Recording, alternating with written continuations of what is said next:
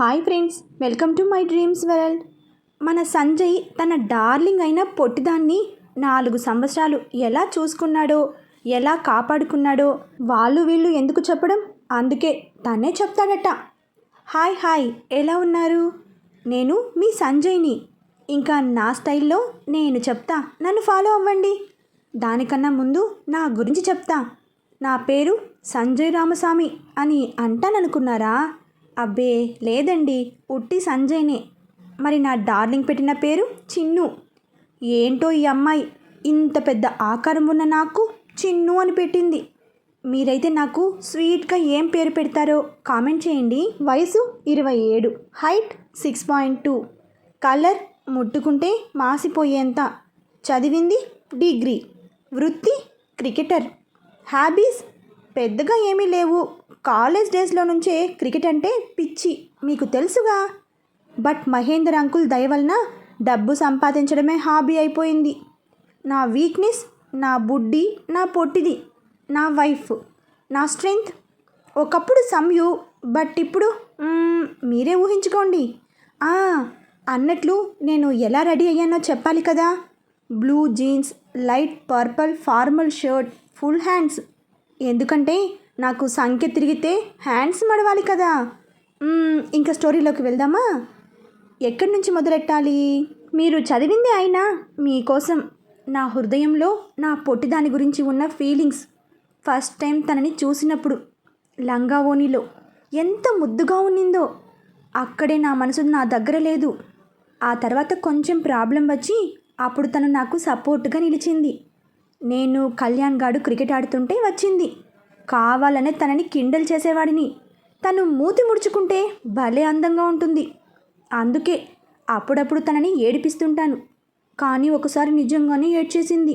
అది మీకు గుర్తుందో లేదో, వాళ్ళ ఇంటికి వెళ్ళినప్పుడు వాళ్ళ నాన్న నన్ను తిట్టి బయటకు వెళ్ళమన్నారు.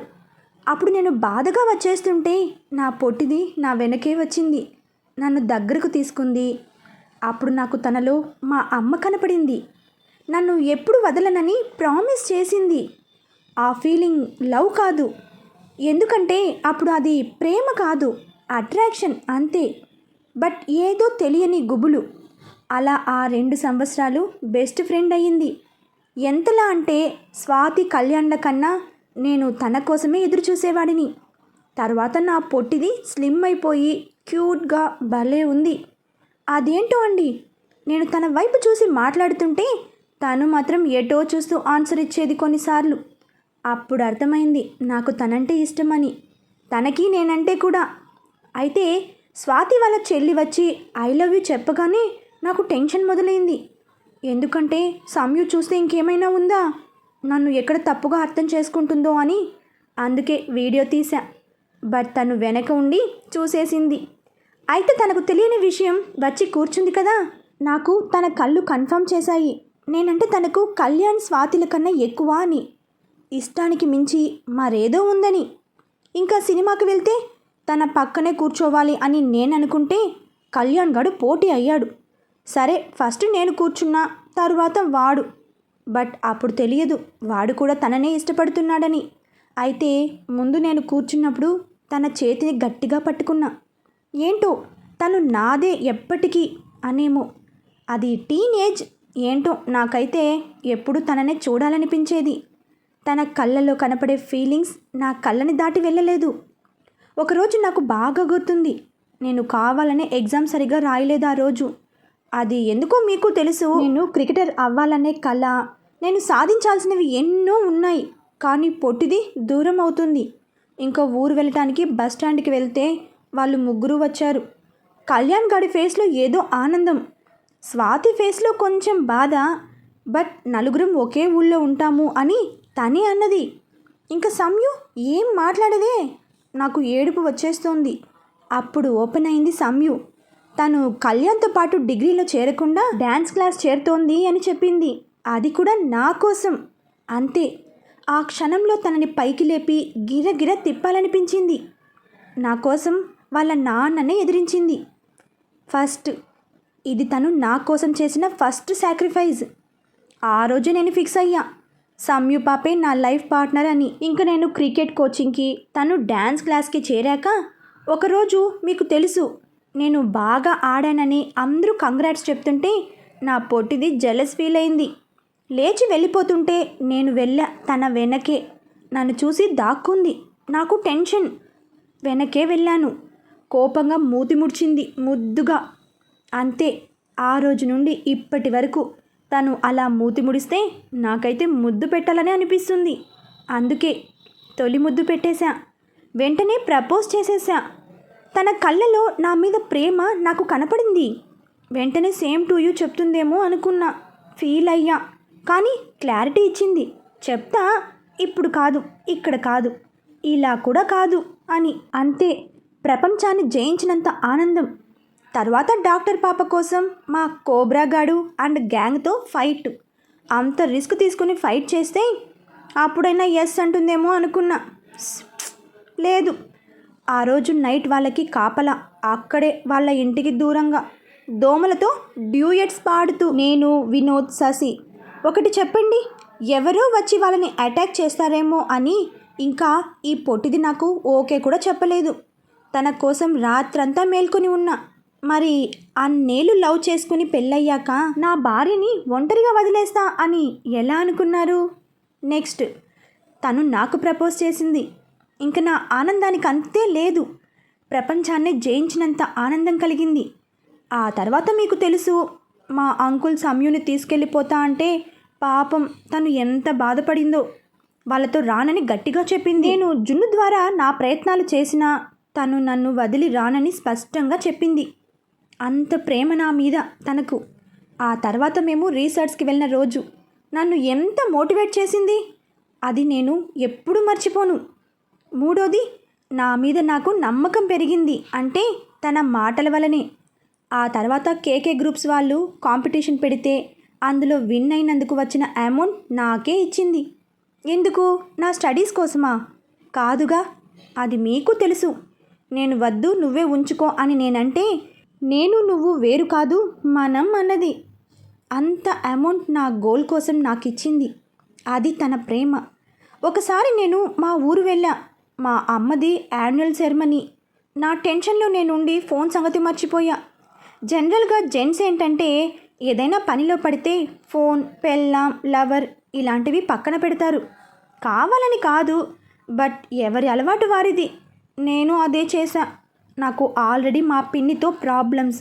నాకు ప్రాపర్టీస్ వస్తే వాటితో ఇంకా ప్రాబ్లం. అలా నా గొడవలో నేనుండి బుడ్డోడి సంగతి పక్కన పెట్టా. ఫోన్ ఆన్ చేశాక తన మిస్డ్ కాల్స్ అలర్ట్ చూస్తే కదా అర్థమయ్యింది నేనెంత పొరపాటు చేశానో. ఇంకా ఆగలేక తన దగ్గరికి వెళ్ళా. ఆ రోజంతా ఏమి తినకుండా నా కోసం బాధపడుతూనే ఉంది. ఒకే రోజు నేను ఇద్దరి ఆడవాళ్ళ స్వభావం చూసి షాక్ అయ్యాను. ఒకరు మా పిన్ని. మా అమ్మ ఉన్నప్పుడు నన్ను ఎంతో ప్రేమగా చూసేవారు మా నాన్న. ఆమె చనిపోయాక కూడా సంవత్సరం పాటు నాకు ఏ లోటు చేయలేదు. కానీ రెండో పెళ్లి చేసుకున్న తర్వాత ఆమె చెప్పిందని నన్ను దూరం ఎందుకు పెట్టారో అది అడగాలని ఆ వయసులో ఎప్పుడూ అనుకోలేదు. కేవలం మా అమ్మ ప్రేమ కావాలనిపించేది. మా అమ్మ ప్లేస్లో పిన్ని వచ్చింది. కానీ నాకు మా అమ్మ ప్రేమ దొరకలేదు. కనీసం నన్ను ఓదార్చే మా అత్తని కూడా వదలలేదు. మా నానమ్మ పేరు మీద ఉన్న ఆస్తి మాకు ఇద్దరికి ఇచ్చిందని గొడవ చేసి మా అత్తని నానా మాటలని తన పేరున రాయించుకుంది. అదే రోజు నాకు వచ్చిన ప్రాపర్టీని నా మేనత్తకి రాసి ఇవ్వాలనుకుంటే నాకు పెళ్ళయ్యే వరకు హక్కు రాదు. అందుకే అప్పుడు ఏమీ చేయలేక ఉండిపోయాను. ఇప్పుడు చేద్దామంటే ఆవిడ లేరు. సంయు వదిలి వెళ్ళిన నెలకి ఆవిడ చనిపోయారు. ఇప్పుడు ఆ విషయం ఎందుకులేండి. అలా మా పిన్ని చేసిన పనికి ఆమె స్వభావం తక్కువైంది. మరొకరు నాకు కాబోయే లైఫ్ పార్ట్నర్. నా కోసం తప్పిస్తూ ఏడుస్తూ నన్ను చూడగానే కోపగించుకున్నా, అలిగినా, నన్ను తిట్టినా నేను తిన్న తరువాతే తను తిన్నది. అది తను నా మీద చూపించే ప్రేమ. దాని తర్వాత కేకే గ్రూప్స్లో తనకు ఛాన్స్ వచ్చింది. ఆయన ఆ రోజు పిలిచి మరీ ఛాన్స్ ఇస్తే తను ఏమంది? వెళ్ళను అని, ఇక్కడైతే చేరుతా అని. నేను కన్విన్స్ చేస్తే ఏమంది? మనం పెళ్లి చేసుకుందామని. ఆ క్షణం నాకు ఎలా రియాక్ట్ అవ్వాలో అర్థం కాలేదు. పెళ్ళి అంటే నాకు దూరంగా ఉన్న నా భార్యగానే ఉండాలి. అసలు లైఫ్లో సెటిల్ కాకుండా పెళ్ళేంటి? అంత నమ్మకం ఏంటి నా మీద?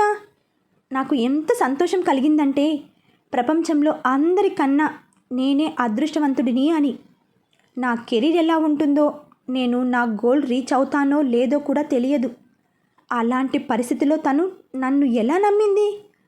ఆ తర్వాత గుడి దగ్గర కళ్యాణ్ గాడు అరేంజ్ చేసిన రౌడీలు, ఫైటింగ్, చేజింగ్, మా ఇద్దరిని కిందకి తోస్తే ఇద్దరు రాత్రంతా ఉన్నాము. అరే, నేను ఎంత చిలిపి పనులు చేసినా కోప్పడిందే కానీ విసుక్కోదు ఆ రాత్రంతా. నిజానికి నేను మేల్కొని తనని పడుకోనివ్వాలి. అలాంటిది నన్ను పడుకోబెట్టి తను మేల్కోవటం ఏంటి?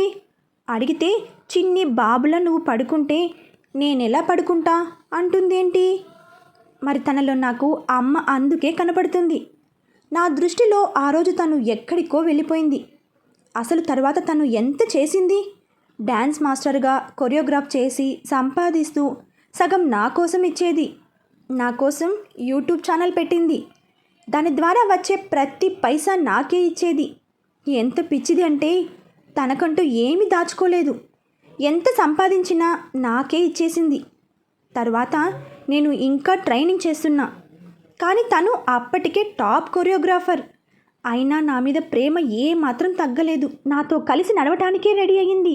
పెళ్ళి అయ్యాక కూడా నన్ను తనే చూసుకుంది. నాకు డ్రెస్సులు కొనాలన్నా తనే. నేను పార్ట్ టైం జాబ్ చేసి సంపాదించినది రూమ్ రెంట్కే సరిపోయేది. నా క్రికెట్ కోచింగ్కి, ఇంకా జిమ్కి, కరాటేకి నేను ఏమి నేర్చుకోవడానికి ఖర్చు పెట్టినా దానిలో 80% తను సంపాదించింది. నెక్స్ట్ నా సొంతం ఎలా అయ్యింది? ఆ రోజు అమ్మమ్మ కాల్ చేసింది. బాబు, మీ పెళ్ళయ్యి 8 నెలలు అయ్యింది, ఇంకా లేట్ చేయకుండా ఆ కార్యం ఏదో కానివ్వండి అని. నేను అన్నాను, ఇలాంటివి మీరు తనకి చెప్పండి అని. ఆమె సమాధానం, బాబు, ఇలాంటి విషయాలలో భార్యలు ముందుకు రారు. కొన్ని విషయాల్లో ఫాస్ట్గా ఉన్నా ఒక ఆడపిల్ల తన భర్త దగ్గర ఎప్పుడు చొరవ చూపించదు ఆ విషయంలో. అది మన భారతదేశంలో. ఇంకా అంటూ క్లాస్ పీకింది. నాకు నిజమే అనిపించింది. అందుకే తనకి ఏం చెప్పకుండా తీసుకెళ్ళా. అంతా అయ్యాక సిగ్గుపడుతుంది ఏంటి? నాకు అర్థం కాలేదు. తరువాత అర్థమైంది. ఆడపిల్లకు భర్త దగ్గర సిగ్గే అందం అవసరం కూడా అని. ఆ ఫీల్ నాకు నచ్చింది. ఎంతలా అంటే తనని ఏదో ఒకలా టీస్ చేసి సిగ్గుపడితే చూడాలని. అది కూడా భలే గమ్మత్తుగా ఉండేది. నా అంత కలర్ కాదు కానీ నా సమయు సిగ్గుపడినప్పుడు తన ఫేస్ అంతా పింక్గా అయ్యేది. అబ్బో, ఎంత బాగుందో! ఆ సిగ్గు, ఆ కోపం, ఆ మూతి ముడవటం, ఆ చిట్టి నడుము, అరెరే, ఇవన్నీ ఎంత బాగుంటాయో! అందుకే నా కళ్ళు సైతం లిపి లేదు కంటి భాషకు అన్నాయి. ఆ నెక్స్ట్ డే నా కోసం కారు. తను సంపాదించిన దాంట్లో నా కోసమే ఖర్చు పెడుతూ మళ్ళీ నాకు కారు. అది నేను తనని గెలిచినందుకు అన్నది. కానే కాదు, నేను నా ఫస్ట్ మ్యాచ్కి సెలెక్ట్ అయ్యా కదా, బైక్ మీద వెళ్తే బాగోదని కొన్నది. ఎంత బాగా ఆలోచించింది నా కోసం. ఇంకా ఆ తర్వాత నా ఫస్ట్ మ్యాచ్లో నుండి నన్ను తీసేస్తే నన్ను ఎంత ఓదార్చింది. ఎలా అంత ప్రేమ తనకు నా మీద. ఎన్నిసార్లు కింద పడ్డా లేవటానికి ప్రయత్నించాలి, అంతేకాని అక్కడే కూర్చోకూడదు. ఆ మోటివేషన్ నన్ను చాలా మార్చింది. అసలు విషయానికి వస్తే మా ఇన్ని ఏండ్ల ప్రేమలో కూడా ఏనాడు గొడవ పడలేదు. అదేంటో పెళ్ళైన 8 నెలలకు, అది కూడా తను ప్రెగ్నెంట్ అయ్యాక గొడవలు మొదలైనాయి. ఆ రోజు ప్రెగ్నెన్సీ సంగతి చెప్పటానికి వచ్చింది. నాకు ఆ విషయం తెలియక ఫస్ట్ ఛాన్స్ ఎటు క్యాన్సిల్ అయ్యిందని, నెక్స్ట్ అలా జరగకూడదని నేను ఆ సంగతి దాచాను. ఏదో తనకి సర్ప్రైజ్ చేద్దామని. నేను తర్వాత వాళ్ళ ఇంటికి వెళ్తే మాటల్లోనే కోపం, చూపుల్లో లేదు. నేను దగ్గరకు తీసుకున్నప్పుడు ఆ క్షణం తన ప్రేమను నేను ఫీల్ అయ్యాను. ఆ కళ్ళు ఏదో చెప్పాలని ప్రయత్నించాయి. ఏంటనేది అర్థం కాలేదు. కానీ ఆ రాత్రే మాకు ఎడబాటు ఇవ్వటానికి రెడీ అయ్యిందని తెలియదు. ఆ నెక్స్ట్ డే ప్రియా ఇంకా నా మామ కలిసి ఆడిన గేమ్లో ఇద్దరం ఇరుక్కున్నాము. అసలు నన్ను ప్రియాతో అలా చూస్తే తనకి ఎంత బాధ నాకు అర్థమైంది. అందుకే తన కోసం వెతికా. నా బాధంతా మీరు చూశారుగా. తను అన్న ప్రతి మాట సూటిగా తగిలి ఎంతగానో విలవిలలాడిపోయా. ఏడ్చాను. కానీ నన్ను ప్రతి కష్టంలోనూ నా పక్కన ఉండి నన్ను ఓదార్చిన నా సమయునే నన్ను అగాధంలోకి తోసేస్తే ఎవరు నన్ను ఓదార్చేది? అందుకే కోపం వచ్చింది. అందుకే సాక్ష్యాలు ఉన్నా పంపలేదు.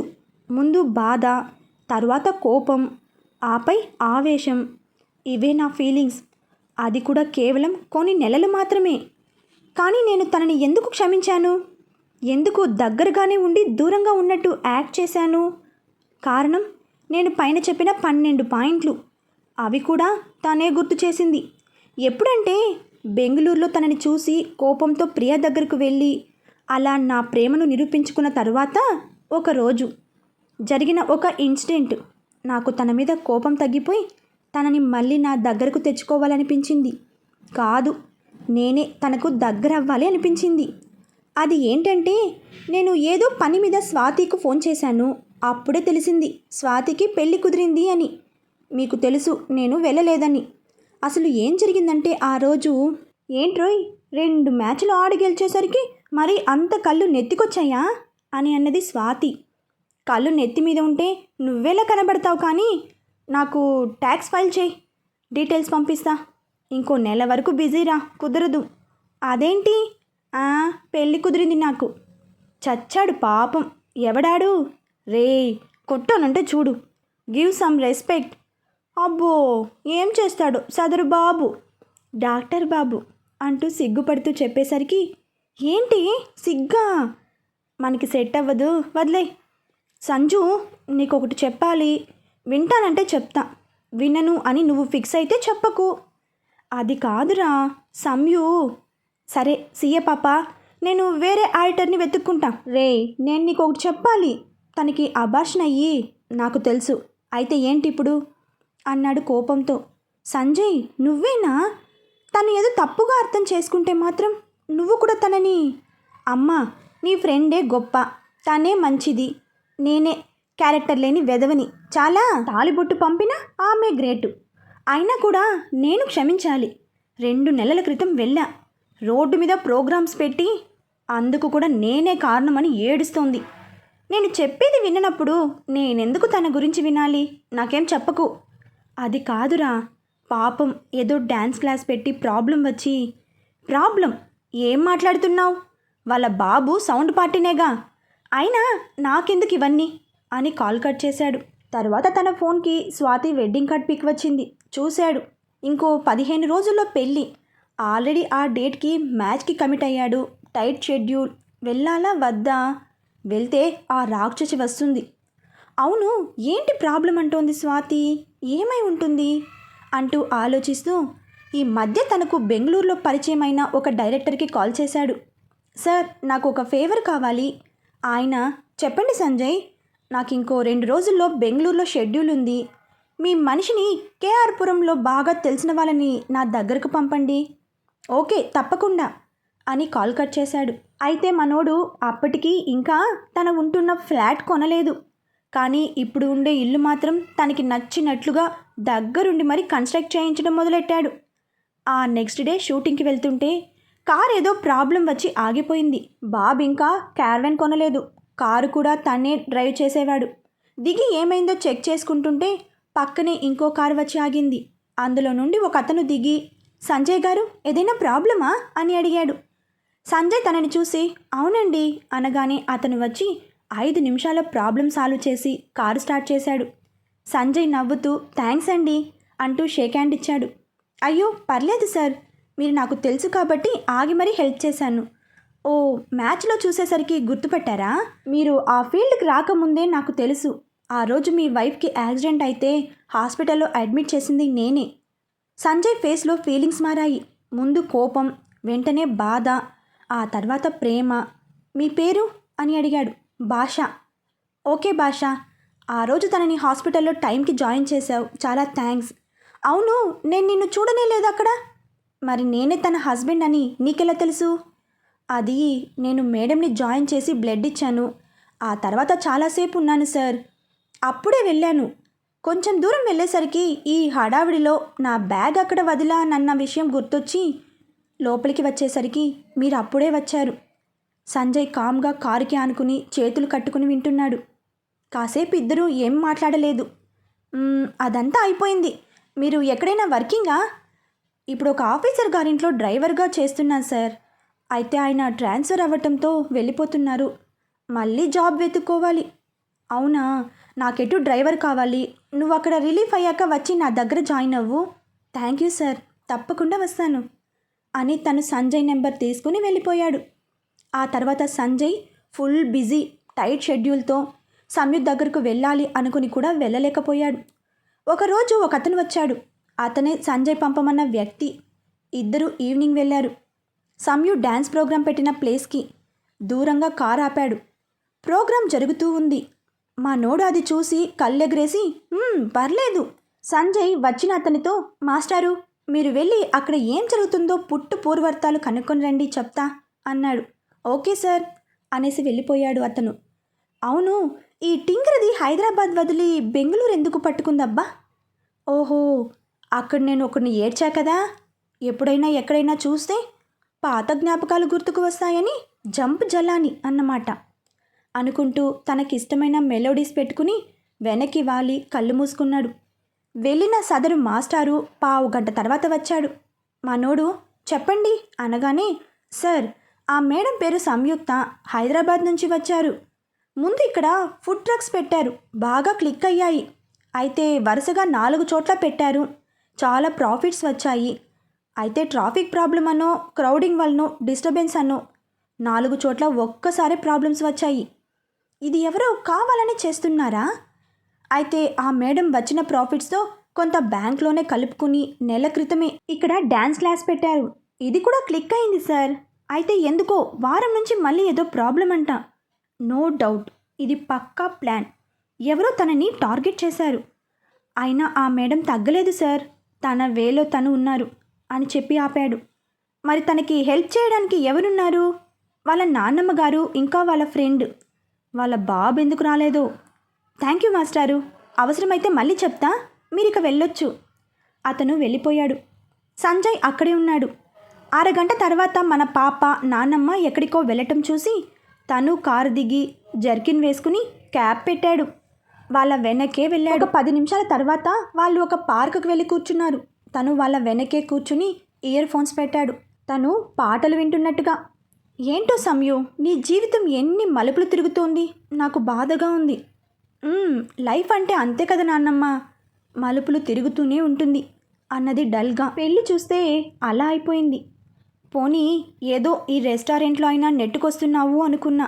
పెట్టి పట్టుమని నెల కూడా కాలేదు, రోజుకో సమస్య. నాకే ఇలా ఎందుకు జరుగుతుంది నాన్నమ్మ అని ఆమె ఒళ్ళో తల పెట్టుకుని పడుకుంది. మనకు దేవుడు కష్టం పైన కష్టం ఇస్తున్నాడంటే ఆ తరువాత మనం కోరుకున్నది జరుగుతుంది అని అర్థం కదండి.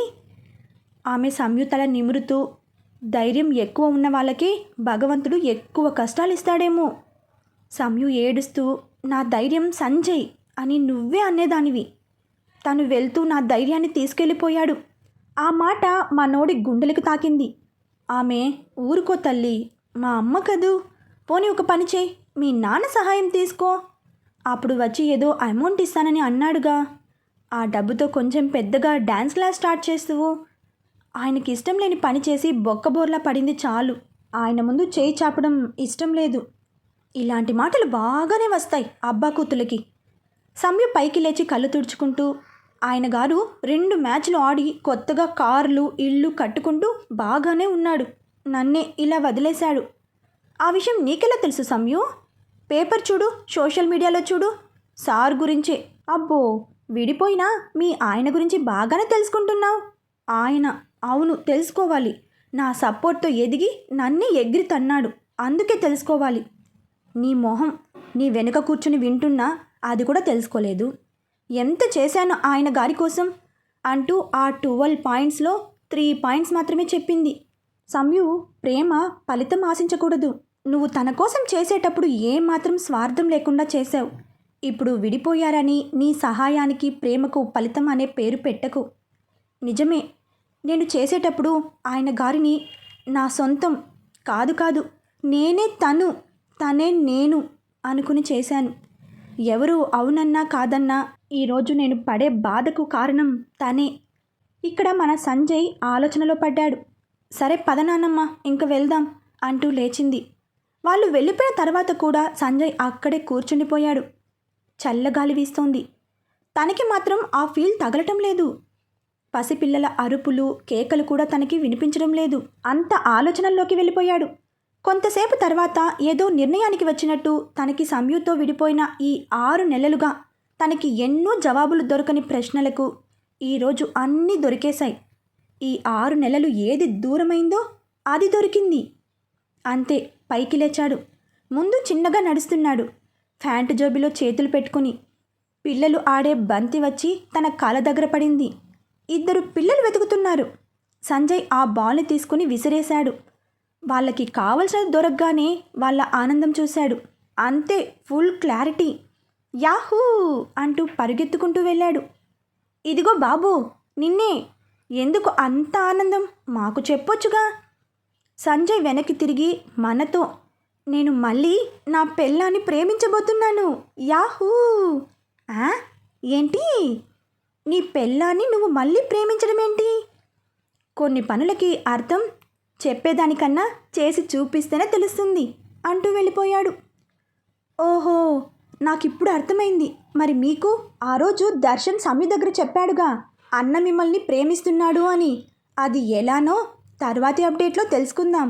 బాయ్ ఫ్రెండ్స్, మరొక భాగంతో కలుసుకుందాం.